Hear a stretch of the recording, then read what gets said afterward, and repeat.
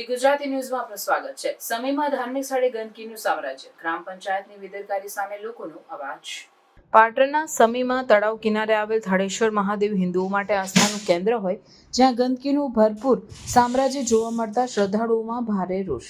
ઠેર ઠેર ગંદકીનું સામ્રાજ્ય જોવા મળતા પંચાયત દ્વારા ગંદકી દૂર કરવા લોકમાંગ ઉઠી। પૌરાણિક માન્યતા મુજબ આત્માના મોક્ષ માટે કોઈ વ્યક્તિના દેહમાંથી આત્મા ચાલ્યો જાય ત્યારે આ સંસારમાંથી આત્માના ઋણનું બંધન કાર્યમાંથી મુક્તિ માટે પરિવારજનો ધાર્મિક શસ્ત્ર વિધિ વિધાન સાથે પિંડદાન મરણ ક્રિયા સરાવવાનું કર્મકાંડ કરતા હોય છે। ત્યારે આ ધાર્મિક વિધિ વિધાન પવિત્ર નદી કિનારે ભગવાન ભોલેનાથના સાનિધ્યમાં થતી હોય છે। આવી જ ધાર્મિક વિધિ ઐતિહાસિક નગર એવા સમીમાં આવેલ ગામ તળાવમાં આવેલ થાળેશ્વર મહાદેવના સાનિધ્યમાં ધર્મ પ્રેમી મુમુક્ષ દ્વારા ધાર્મિક વિધિ થતી હોય છે। આ વિધિ વિધાન માટે જતા ધાર્મિક લોકોને તળાવના કિનારે ગંદકીના સામ્રાજ્યનો ભોગ બનવું પડે છે। ધાર્મિક કર્મકાંડમાં ભૂદેવ તેમજ ધાર્મિક કર્મકાંડમાં જોડાનાર સર્વ ધર્મ પ્રેમીઓને ગંદકીના વચ્ચે બેસીને આવા સત્કાર્ય કરવા પડતા હોય છે।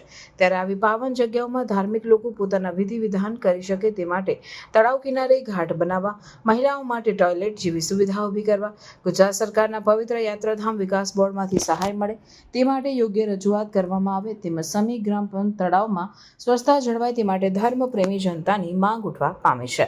રિપોર્ટર ભાનુ પંડ્યા, રાધનપુર, પાટણ। સમી ગામના તળાવની સ્વચ્છતા કરવા બાબત સમી ગામ મોટું છે અને થાળેશ્વર મહાદેવના કિનારે ગારાનું બધું આવું ઘણું પ્રોબ્લેમ છે। ઘણા લોકોને ધાર્મિક વિધિ કરાવવાની હોય છે તો ગારો કિચડને બધું નડે છે, તો ગ્રામ પંચાયત અથવા તાલુકા પંચાયત અથવા ગમે તે અધિકારી આવતા હોય એને કરવાની આવશ્યકતા છે।